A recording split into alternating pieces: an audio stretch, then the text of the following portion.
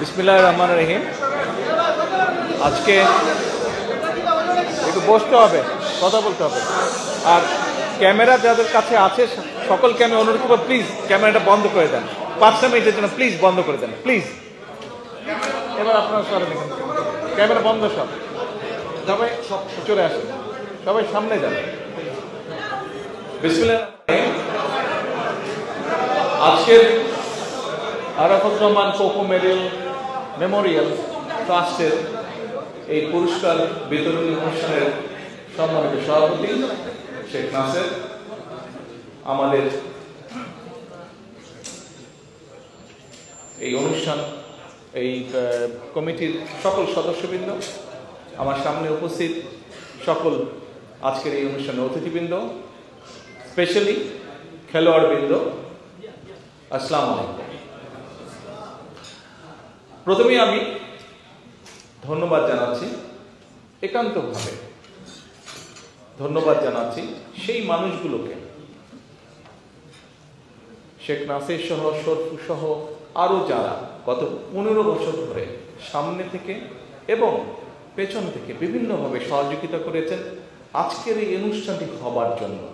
গত 10 বছর ধরে যারা বিভিন্নভাবে সহযোগিতা করেছেন এই মানুষগুলোকে আজকের এই অনুষ্ঠানটি অনুষ্ঠিত হবার জন্য, তাদের প্রত্যেককে আমি একান্তভাবে ধন্যবাদ জানাচ্ছি।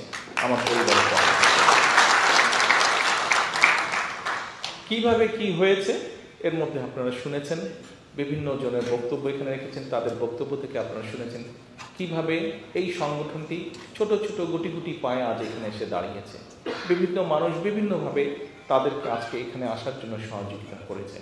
এই ঘটনাগুলো আপনারা বা যারা বক্তব্য রেখেছেন তাদের কাছ থেকে কম বেশি আপনারা শুনেছেন। কোকোর সম্পর্কে বড় ভাই হিসাবে আমি একটাই কথা বলবো যে একজন বড় ভাই তার ছোট ভাই সম্পর্কে গর্ব করার মতন কম বেশি যা থাকে সবগুলোই আমার ছোট ভাই কোকোর ভিতরে ছিল।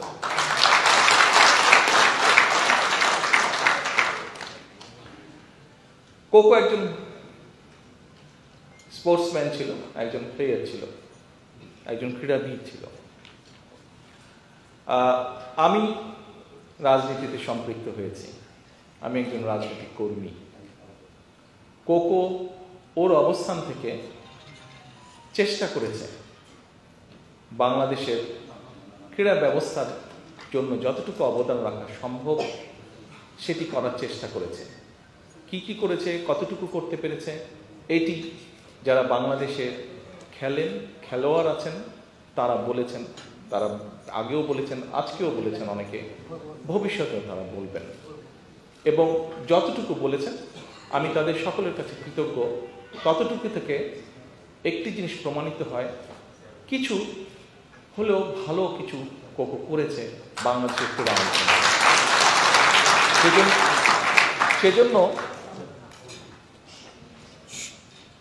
সেজন্য বড় ভাই হিসাবে আমি অত্যন্ত গর্ববোধ করি।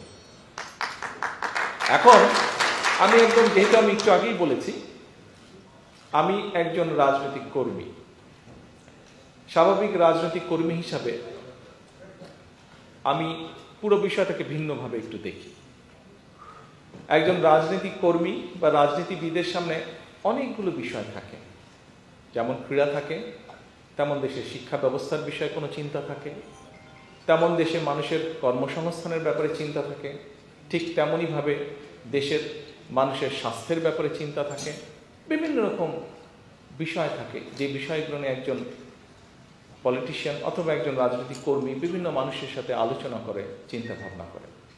আজকের এই অনুষ্ঠানটি যেহেতু খেলাধুলাকে নিয়ে, এই অনুষ্ঠানটি যেহেতু কোকোকে নিয়ে, এই অনুষ্ঠানটি যেহেতু ক্রীড়া অঙ্গনকে নিয়ে, এখানে যেহেতু ক্রীড়াবিদ অনেকে উপস্থিত আছেন, খেলোয়াড় উপস্থিত আছেন, যদিও এর বাইরে কিছু রাজনৈতিক কর্মী এখানে উপস্থিত আছেন, আমার মনে হয় মোটামুটি সমান সমান বোধহয় হবে ঘরের মধ্যে যারা আছেন। তো আমি আপনাদের সামনে আজকে আমার কিছু চিন্তা শেয়ার করব, যেই চিন্তাগুলো কম বেশি এর ভিতরে আমি শেয়ার করেছি। পলিটিক্যাল বক্তব্য না, ভয় পাবার কিছু নেই। আমি আপনাদের সাথে কিছু শেয়ার করব যে আমি আগেই বলেছি যে আমার ছোট ভাই ছিল প্লেয়ার একজন, ক্রীড়াবিদ একজন। আমি তা না, অনেক কিছুর সাথে আমি বাংলাদেশের আগামীতে যদি ইনশাল্লাহ আল্লাহ রহমতে বাংলাদেশের মানুষের সমর্থন নিয়ে আমাদের দল বিএনপি সরকার গঠনে সক্ষম হলে অনেকগুলো বিষয়ের পাশাপাশি কীভাবে বাংলাদেশের ক্রীড়াটাকে কম বেশি সাজাতে চাই, অথবা কিভাবে বাংলাদেশের আগামী ভবিষ্যৎ প্রজন্ম যারা, তাদের ভিতর থেকে খেলোয়াড় বের করে নিয়ে আসতে চাই, বিভিন্ন ডিফারেন্ট স্পোর্টসের খেলোয়াড়কে বের করে নিয়ে আসতে চাই, এটা সম্পর্কে খুব সংক্ষেপে আপনাদের সামনে তুলে ধরতে চাই। এখন গতকালকে বিকেলে আমিনুল আছে এখানে, ওর বক্তব্য একটু আগে আপনারা শুনেছেন। আমিনুল সহ আরো কয়েকজন ঢাকা থেকে এই অনুষ্ঠানে যোগ দেওয়ার জন্য এসে পৌঁছল। প্রায় দেড় দুই বছর আগে আমিনুল আরেকবার এসেছিল লন্ডনে। তখন এক ফাঁকে আমি ওর সাথে আলাপ করছিলাম, ঠিক একই আলাপগুলো প্রায় দেড় দুই বছর পরে গতকাল আবার আলাপ করছিলাম। সেই আলাপের বিষয়টা কি ছিল? সেই আলাপের বিষয়টা ছিল, আপনাদের নিশ্চয়ই মনে আছে যে বেশ কয়েক বছর আগে, এখন এই মুহূর্তে বোধহয় নেই সেটা, কয়েক বছর আগে বাংলাদেশে একটি অনুষ্ঠান হতো, খুব সম্ভবত একটি টিভি চ্যানেল এটি অনুষ্ঠানটি চালু করেছিল, তোমাকেই খুঁজছে বাংলাদেশ, একটা অনুষ্ঠান হতো টিভিতে। সেই অনুষ্ঠানে বিভিন্ন কালচারাল বিষয় আমাদের ভবিষ্যতে যারা নতুন প্রজন্ম, যারা ভবিষ্যৎ, তাদের ভিতর থেকে বের করে নিয়ে আসা হতো। কেউ হয়তো ভালো মিউজিশিয়ান, কেউ হয়তো ভালো গান গাইতে পারে, কেউ হয়তো ভালো কবিতা আবৃত্তি করতে পারে, এরকম কালচারাল লাইনে যারা ভালো আছে এরকম ট্যালেন্ট খুঁজে নিয়ে আসা হতো। তা আমি আমিনুলের সাথে কয়েক বছর আগেও আলাপ করেছিলাম, গতকালকে আলাপ করছেন যে আমরা স্কুল থেকে, বিশেষ করে যদি আমাদের ভবিষ্যৎকে, আমি স্কুল কলেজ বলেছিলাম, আমিনুল আমাকে বলে যে ভাই আমরা স্কুলের মধ্যে থাকতে হবে, কারণ কলেজ হলে তারপরে করা যাবে, কিন্তু তারপরে কলেজ হলে একটা বয়সের একটা পর্যায়ে চলে যায়। কিন্তু আমরা যদি স্কুল থেকে ট্যালেন্ট হান্ট করি, যারা স্পোর্টসম্যান, কেউ হয়তো ফুটবলে ভালো, কেউ হয়তো টেনিসে ভালো, কেউ হয়তো ক্রিকেটে ভালো, কেউ হয়তো ভলিবলে ভালো, কেউ হয়তো বাস্কেটবলে ভালো, এভাবে আমরা স্কুলগুলো থেকে বের করে নিয়ে আসবো প্লেয়ারদেরকে। কিভাবে কি বের করে নিয়ে আসবো, কিভাবে এদেরকে বের করবো, এটা আরো লম্বা বিষয়, অনেক প্ল্যানিং এর বিষয় আছে, কিন্তু সেটা আমরা করব। আমাকেও বললো যে ভাইয়া এই মুহূর্তে বাংলাদেশে 5টা বলেছিলাম বিকেএসপি, 5টা বিভাগে আমাদের আছে, আমরা যদি চারটা বিভাগে আছে আমাদের, আমরা সবগুলো বিভাগে একটা করে বিকেএসপি করতে চাই। তা আমি আমিনুলকে বললাম যে আমিনুল, সবগুলো বিভাগে যদি বিকেএসপি করতে হয় আমাদের অনেক রিসোর্স লাগবে, এই মুহূর্তে হয়তো এত রিসোর্স না, তোমার যে 4টা আছে আমরা যদি সুযোগ পাই এই 4টাকে আমাদের ফাংশনাল করতে হবে, এই 4টাকে আমাদের ফাংশনাল করতে হবে। আমরা যদি এই 4টার মাধ্যমে যদি আমরা ট্যালেন্ট হান্ট করে নিয়ে আসতে পারি, ভালো খেলোয়াড় তৈরি করে নিয়ে আসতে পারি, তখন আমরা দেশের মানুষকে বলতে পারবো। আমরা যদি প্রেজেন্ট করতে পারি ভালো ভালো বিভিন্ন ডিফারেন্ট স্পোর্টসের ভালো ভালো ইয়েতে আমরা যদি খেলোয়াড় বের করে আনতে পারি, তখন আমরা জাতির সামনে উপস্থাপন করতে পারবো আরও কেন বিকেএসপি আমাদের দরকার, সেটি আমরা উপস্থাপন করতে পারবো। কিন্তু এখন এর মধ্যেই আমাদেরকে করতে হবে কাজ। এটি যেরকম একটা, আপনারা নিশ্চয়ই এর মধ্যে বিভিন্ন বক্তব্য শুনেছেন, আমরা বাংলাদেশের শিক্ষাটাকে, বিশেষ করে প্রাইমারি এবং সেকেন্ডারি স্কুলে যে শিক্ষাটা, এটাকে আমরা একটু ভিন্নভাবে সাজিয়ে তুলতে চাই। সেটি কি? সেটি হচ্ছে যে ছেলেমেয়েরা শুধু পড়ালেখা করবে, রাত দিন পড়ালেখা করবে, এটা কেমন কথা? খেলতেও তো হবে। কারণ খুব সিম্পল ব্যাপার, একটি মেডিকেল, আমি ডাক্তার না, আমার স্ত্রী ডাক্তার, তবে একটা সিম্পল ব্যাপার আছে, আপনি যখন ফিজিক্যালি নড়াচড়া করবেন খুব স্বাভাবিকভাবেই আপনার বডিতে রক্ত চলাচল বাড়বে, এবং রক্ত চলাচল যত বাড়বে স্বাভাবিকভাবে আপনার ব্রেনে অক্সিজেন তত বেশি যাবে, ফ্রেশ হবে, আপনার চিন্তা শক্তি তত বাড়বে। অক্সিজেন যত বেশি মাথায় যাবে তত চিন্তা শক্তি বাড়বে। সেই জন্য খুব স্বাভাবিকভাবেই যেই ছেলেটা খেলাধুলা করবে তাকে যদি পড়ালেখার ভালো সুযোগ করে দেওয়া যায়, তার কিন্তু পড়ালেখাটাও ভালো হবে। কাজেই পড়ালেখায় ভালো করতে হলে অবশ্যই খেলাধুলা করতে হবে, অবশ্যই খেলাধুলা করতে হবে। আমরা এখানে আজকে যারা আছি, আমরা এখানে যারা আজকে এই ঘরে উপস্থিত আছি, কম বেশি হয়তো অনেকদিন ধরে আমার মতন আপনারা অনেকে লন্ডনে আছেন, বিভিন্নভাবে আপনারা আছেন। আমি কেন আছি কম বেশি আপনারা জানেন। যখন লন্ডন শহরের বিভিন্ন জায়গায় যাই তখন একটা জিনিস দেখলে মাঝে মাঝে একটু কষ্টও লাগে। আপনারা নিশ্চয়ই খেয়াল করেছেন যে প্রতি পাড়াতে বা প্রতি এরিয়াতে সুন্দর সুন্দর মাঠ আছে, গ্রিন সবুজ মাঠ, দেখলেই মনে হয় মাঠের মধ্যে দৌড়াদৌড়ি শুরু করি। এবং অনেক মাঠ আছে যেগুলোর পাশে সুন্দর করে হয় আপনার বাস্কেটবল অথবা ভলিবল অথবা টেনিস কোর্ট অথবা বিভিন্ন রকম ব্যবস্থা করা আছে, বিভিন্ন স্পোর্টসের ব্যবস্থা করা আছে। দেখলে মাঝে মাঝে একটু হিংসা হয়, খারাপও লাগে। আচ্ছা ভাই, আমরা কেন এরকম করতে পারবো না? আমার খুব ইচ্ছা আছে যে ইনশাল্লাহ আল্লাহর মধ্যে সুযোগ পেলে ঢাকা শহরে আমাদের 100টা ওয়ার্ড, আমরা কি একটা জিনিস করতে পারি না? আমরা যদি একটা পরিকল্পনা গ্রহণ করি, অন্তত প্রতি 2টো ওয়ার্ডের মাঝখানে 2 বিঘা না 3 থেকে 4 বিঘা একটা জায়গা যদি আমরা বের করে নিই, একটা সবুজ জায়গা, সেখানে বাচ্চারা খেলবে, মুরব্বীরা বয়স্করা যারা আছেন যাদের প্রয়োজন তারা সেখানে হাঁটবেন। অর্থাৎ মানুষ সেখানে চারিদিকে, এখানকার মাঠগুলো আপনারা দেখেছেন যে বিভিন্ন, এই যেটা বললাম বিভিন্ন এলাকা আছে যে গাছ, মাঠগুলো সুন্দর মোটামুটি 4 কোণা এবং চারদিকে বড় বড় গাছ লাগানো, অর্থাৎ ওখানে বুক ভরে শ্বাস নেওয়া যায়। ঠিক এরকম একটা চিন্তা আছে যে এখন যে আমরা ছেলেদেরকে বলছি, ছেলেমেয়েদেরকে বলছি যে খেলাধুলা করতে হবে, বাচ্চারা খেলবেই বা কোথায়? মাঠই তো নাই, মাঠই তো নাই। তাতে আমাদেরকে মাঠ তৈরি করতে হবে, জায়গা দিতে হবে, খোলা জায়গা দিতে হবে যেখানে বাচ্চারা যাবে। আমরা অনেক সময় শুনি আত্মীয় স্বজন, বিভিন্ন পরিবার পরিজন বলে এ বাচ্চারা সারাদিন শুধু ফোন নিয়ে খেলছে। আরে ভাই, বাচ্চাদেরকে তো মাঠ করে দিতে হবে, তাহলেই ওরা খেলবে। মাঠের ব্যবস্থা নাই বলেই তো ওরা আজকে সারাক্ষণ ঘরে বসে আছে, সারাক্ষণ ইন্টারনেটের মধ্যে আছে। তো এইরকম একটি চিন্তা ভাবনা আছে। যে কথাটি বলছিলাম যে স্কুলের সিলেবাসটাকে ঢেলে সাজাতে চাই। কেমন? আমাদের স্কুলে কম বেশি বিভিন্ন রকম সাবজেক্ট আছে, বাংলা আছে, ইংরেজি আছে, অঙ্ক আছে, বিজ্ঞান আছে, যেটাই হোক সাবজেক্ট আছে। প্রত্যেকটা সাবজেক্টে হয়তো কম বেশি মার্কিং থাকে। কত মার্কিং থাকে? 100 মার্কিং থাকে। এখন আমরা 100 মার্কিং থেকে কিছু কিছু মার্কিং বের করে আনতে চাই। অবশ্যই স্পেশালিস্ট আছে, ওনাদের সাথে আমরা আলাপ করবো, বাট আমাদের প্রাইমারি যেই চিন্তাটা, এখন এই মার্কিংটা বের করে নিয়ে এসে আমরা বিভিন্ন জিনিস ওখানে ইন্ট্রোডিউস করতে চাই। যেমন সে ধরেন আপনি বাংলা ফার্স্ট পেপারে 100 মার্ক আছে, 100 মার্ক থেকে যদি ওটাকে 80-তে নিয়ে আসেন, 20 মার্ক বের করে নিয়ে আসলেন।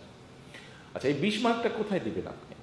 ধরেন আমরা যেটা অলরেডি এর মধ্যে বলেছি যে বাচ্চাদেরকে আমরা সেকেন্ড ল্যাঙ্গুয়েজ, থার্ড ল্যাঙ্গুয়েজ শিখাবো, আমরা ল্যাঙ্গুয়েজ দিব। ঠিক এইভাবে কম্পালসারি করে দিব। হয়তো ধরেন 5টা আইটেম স্পোর্টসের আমরা করে দিলাম, বা 6টা আইটেম করে দিলাম। যেই বাচ্চার যেটা পছন্দ সে সেই স্পোর্টস টানবে, কিন্তু স্পোর্টস ওকে করতেই হবে। It can be football, it can be basketball, it can be volleyball, it can be cricket, what ever it is, তাকে একটা স্পোর্টস করতেই হবে। ছেলেদের এবং মেয়েদের সবাইকে স্পোর্টস করতে হবে। কারণ ঘরে বসে রাখতে চাই না বাচ্চাদেরকে, তাদেরকে মাঠে খেলতে হবে। এবং ওখান থেকে ওই যে বলছিলাম আমলের সাথে কথা, আমল বলছে ভাইয়া বাচ্চাদের ভিতর থেকে, স্কুল লেভেল থেকে আমাদেরকে ট্যালেন্ট ফান্ড করে নিয়ে আসতে হবে। এটার লং টার্ম যেটা টার্গেট, আমাদের লং টার্ম যেটা আমরা চিন্তা করছি, ধরেন আমরা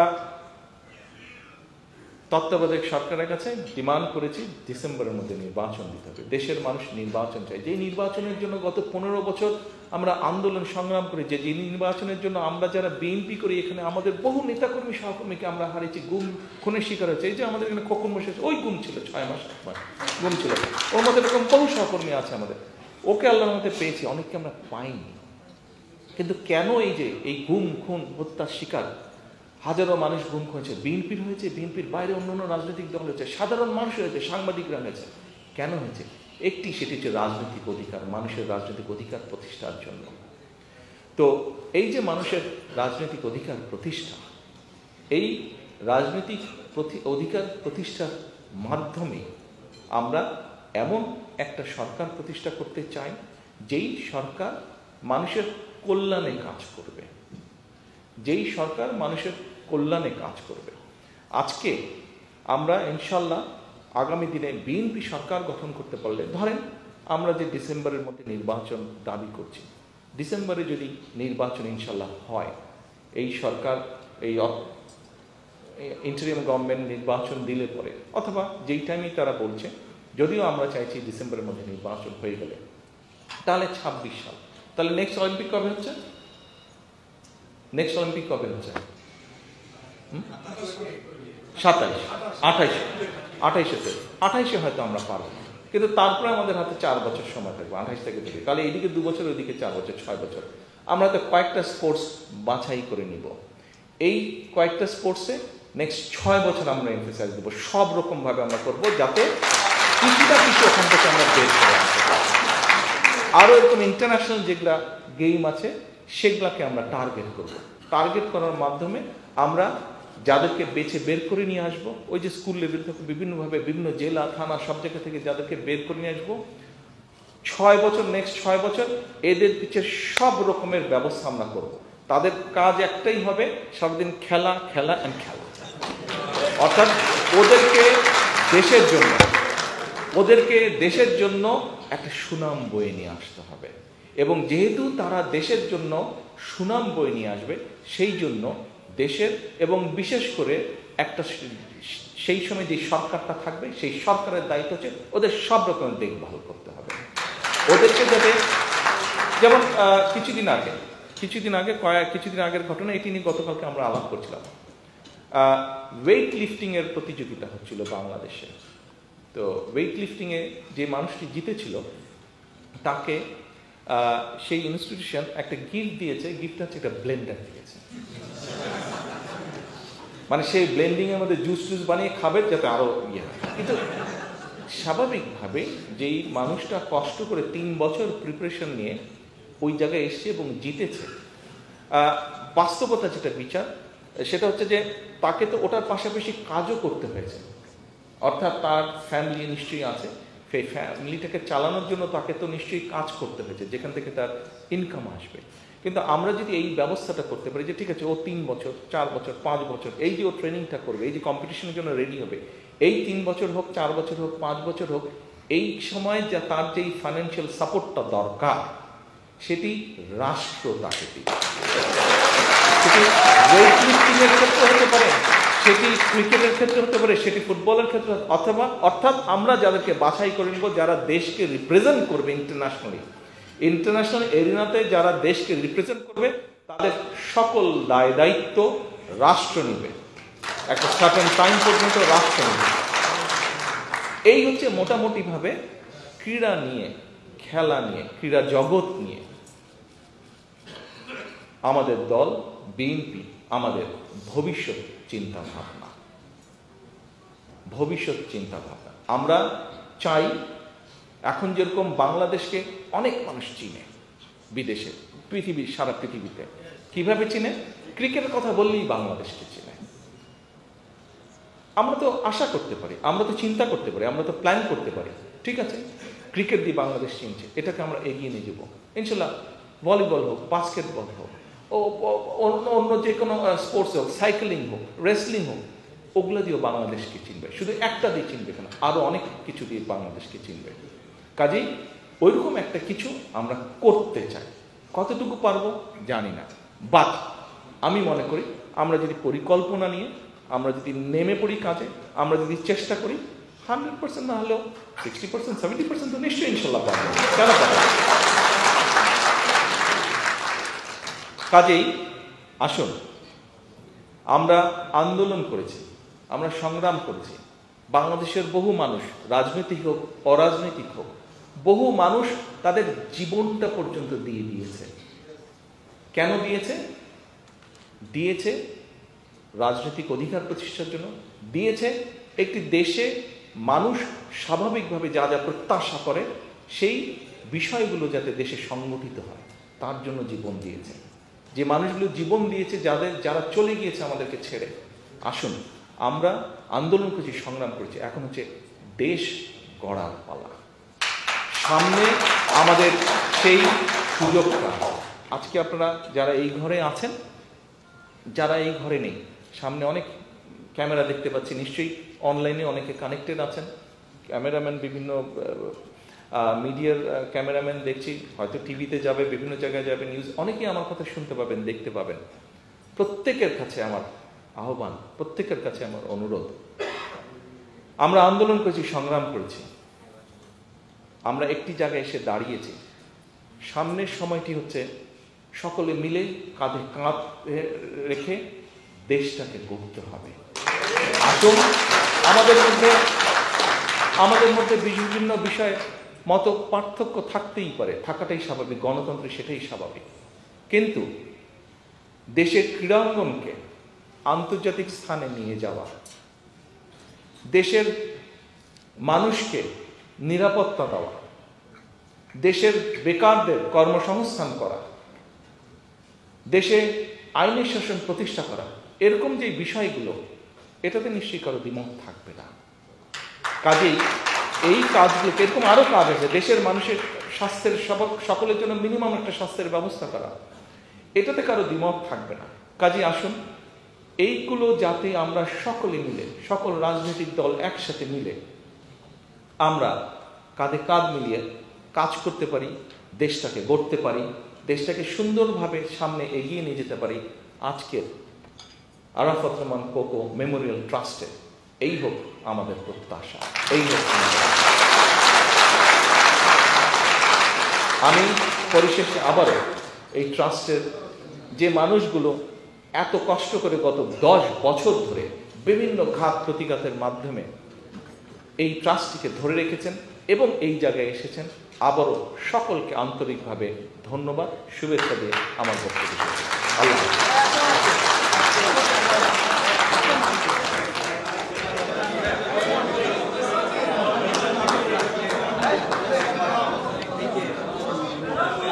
আপনাদের সবাইকে সবার আসলে আমাদের প্রোগ্রাম শেষ হয় নাই, প্রধান অতিথির বক্তব্য শেষ মানে এই প্রোগ্রাম শেষ না, আমাদের প্রোগ্রাম এখনো আরো বাকি আছে। আপনারা বসে পড়েন, প্লিজ প্লিজ বসে পড়েন।